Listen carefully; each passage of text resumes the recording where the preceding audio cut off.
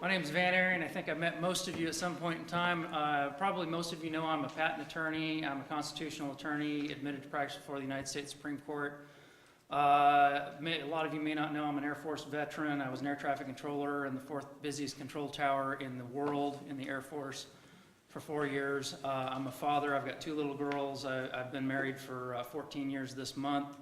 I've got a degree in biochemistry, been a medical researcher, I'm a published scientist, and all of that really just gives you a tiny little inkling of who I am. I'm qualified to be a congressman largely because of my background in law, but also because I've been a constitutionalist my entire life. I've drafted pro-life legislation at the request of a California state senator when I was in law school. I have been asked by 2 sitting Tennessee legislators to come and testify before the Tennessee Commerce Committee regarding the constitutionality of Obamacare. I ended up not testifying because they didn't need me because they had the votes, but the point is that they wanted me there to debate with our own state attorney general. I think that answers any qualifications questions, but let me get to the main point of what I want to talk to you about tonight, which is very similar to what John said. And this is a speech almost verbatim that I gave in Granger County about a week ago. The Republican Party is the party of smaller government, isn't it? If you look at their platform, it's all about constitutionally limited government and getting the government out of our personal lives. But I don't know about you, my entire life has been bigger government every year and government more involved in our lives. The Democratic Party is about bigger government. That's who they are. They want to have more power. They want to be more involved in everything we do. So what's going on, folks? Let's take a step back as Republicans. We're losing the war, aren't we? Now, that's not saying that we're not fighting the good fight.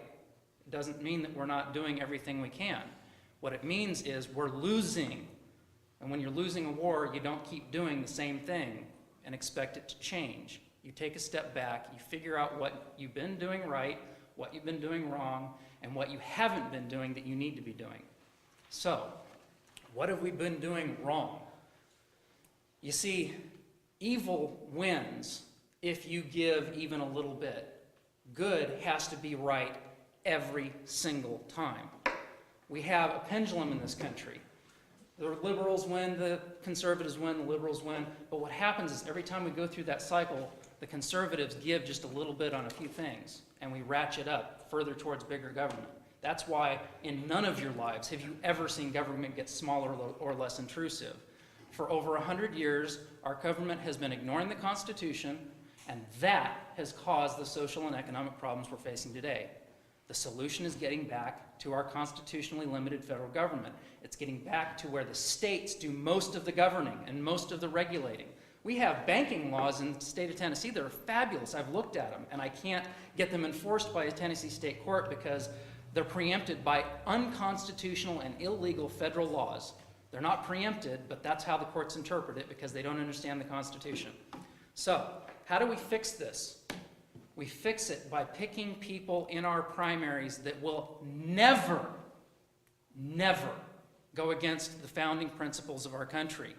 Not once vote for a bailout or do something or vote for any program, no matter how much they might think it's a good idea, that the federal government's not supposed to be doing. This is my guide. There is a very short list of things that the federal government is supposed to be doing. Among them is immigration, which I'll get to in a second. But not among them is education, healthcare, regulating financial industries. None of those things are enumerated in this document, and they're not supposed to be done by the federal government. And every one of the laws that the federal government passes that goes to those issues are illegal and unconstitutional, and they should be ignored by our state governments, and in fact, they should be nullified by our state governments. Our state governments should be refusing to enforce them, and in fact, should be putting federal agents in jail if they try to enforce them. That's what I'm about, and that's what I am going to be preaching in Congress, representing you all, I hope, about these issues. So, what else are we doing wrong? We need to send people who have this attitude that we can trust, that will never back down. We also need to send leaders. Leaders don't sit in their offices on the weekend that Obamacare is passing and wait for the vote to come up. Leaders get out in front of the protesters, in front of the cameras, and explain why they're voting against it. They explain to the people, I'm not voting against this because I'm against you. I'm not voting against this because I don't believe that you should have health care. I'm voting against this because you don't have health care because of the federal government. You see, we've got to be able to educate the other side, not just our own voters. We've got to be able to educate them as to the fact that we want their lives to be better too. We don't just want them out of our back pocket. We do want them to stop forcing our government to force us to pay for everything they think they're entitled to. But we need to also explain to them, look, America was made great because you had the opportunity, you and your children, to get up in the morning and start a business with some hard work and a good idea. You didn't have to ask the permission of the government. You didn't have to hire an attorney and an accountant and a payroll firm. You just got up and did it, and life was better then. And the reason life isn't better now is because you can't do that anymore. Once they start learning that message that there's a better life for all of us, if we simply get back to our limited government, they'll start coming over.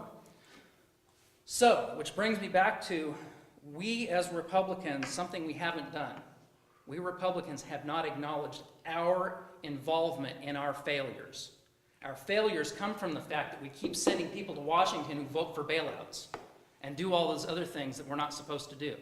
Once in a while, yeah, sure, 99% of their votes might be good, but that one, voting as a congressman is like pulling the trigger on a gun. If I'm at the range and I shoot 99 bullets and then I put one through someone's head, I can't say, oh, gee, I'm sorry. It doesn't put the bullet back in the gun. When you vote for the bailout, saying you're sorry the next week doesn't fix the $800 billion debt that our great-grandchildren will be paying for. Every vote has to be principled. It has to count. That's what I'm about.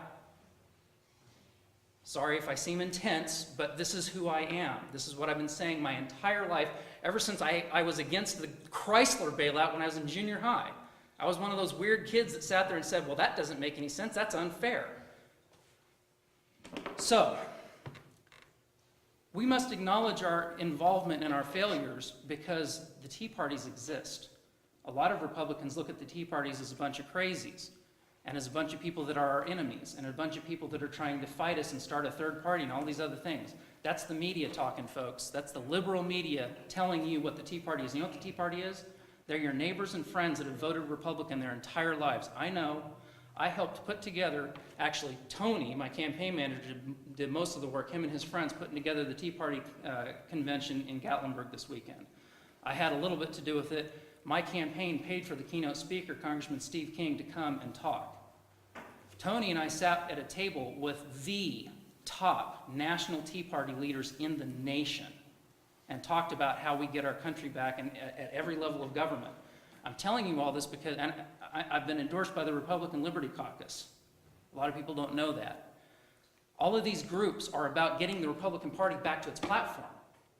We're not about taking over the party and making it something that it's not. We're about taking over the party, taking it back from the liberals and even some of the well-meaning conservatives who think it's okay sometimes to do a deal. Just what John was talking about. We can never deal on things that are foundational issues. Okay? We have got to get those Tea Partiers back into the Republican Party. And we can, but it's not going to be easy. We can't do it by tricking them. We can't do it by lying to them. They've been lied to so many times. That's why they left the party. They're sick and tired of rewarding leadership for lying to them and giving us John McCain's. I'm sorry those of you who voted for John McCain. Guess what? He would have been almost as bad as Barack Obama, because you know what would have happened then? We would have had a Republican in office. We wouldn't have had all the stuff we're dealing with now, but you know what? We still would have been the boiling frog. People wouldn't have been aware how bad things have gotten. Would have been a little bit more, and the ratcheting up.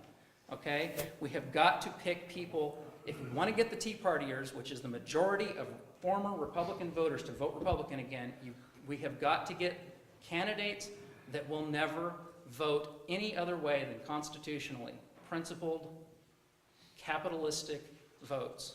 Not once. It's like a bullet in the head. So, that's my preaching. I'm sorry, I'm sorry. My wife keeps telling me, tell a joke. And I'm not like this all the time, but when I start talking about this stuff, I raised my hand 25 years ago and swore an oath to uphold and defend the Constitution for the first time when I was 18 years old, joining the Air Force. And I've felt that way before then, and I feel that way now. People die for this stuff. Votes destroy lives. We've got to accept that this is serious stuff. And that's how the attitude I bring to it. The people running against me, most of them are good people. Tommy Krangle's a great man.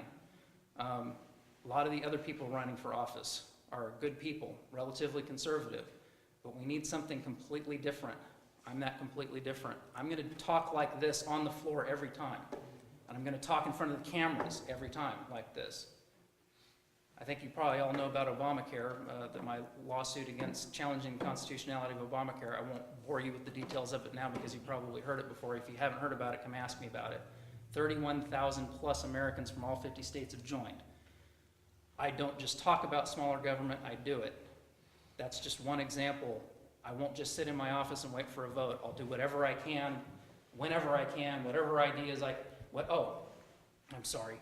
The Arizona law. I was on a panel with Lieutenant Governor Ron Ramsey and Susan Lynn, Representative Susan Lynn, this weekend at the Tea Party Convention, talking about the 10th Amendment. You know what we ended up talking about the most? Immigration, because it was a panel where questions from the audience came, and that's what everyone was talking about. Ron Ramsey said, you know what, before the Arizona law, I think we had 3 questions in the entire gubernatorial race about immigration. Since the Arizona law, this is almost all we talk about. Why is that, folks? The Arizona law didn't change a single standard under the law, not one thing. Why did they pass it? They passed it specifically to bring it up in the media, to bring up the debate, to get it in front of the American people again. And it was brilliant because it worked, because now we're talking about it again. That's the kind of thing I'm talking about doing. Even if the federal government doesn't like it, because if you do something and the federal government doesn't like it, even if they prevent you from doing it, guess what? You've got it in front of the media again. That's how we win this war. We use every weapon that we can possibly think of. That's who I am.